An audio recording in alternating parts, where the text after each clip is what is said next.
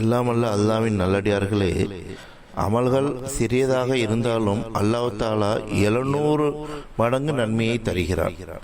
அல்லாஹ்வுடைய தூதர் ஸல்லல்லாஹு அலைஹி வஸல்லம் அவர்கள் கூறுகிறார்கள், அல்லாஹ் நன்மை தீமைகளை இன்னன்னவை என நிர்ணயித்து எழுதிவிட்டான். பிறகு அதனை விவரித்தான்.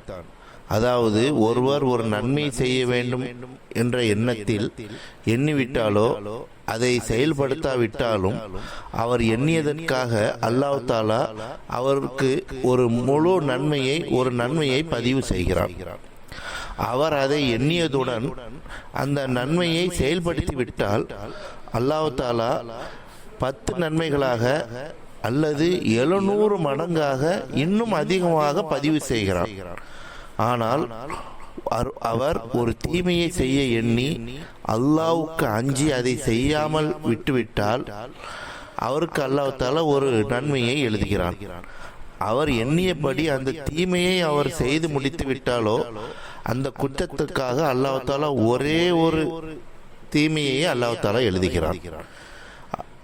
அறிவிப்பாளர் இப்னு அப்பாஸ் ரலியல்லாஹு அன்ஹு அறிவிக்கிறாங்க. சஹீஹ் புகாரி 7501வது ஹதீஸாக பதிவு செய்யப்பட்டிருக்கிறது.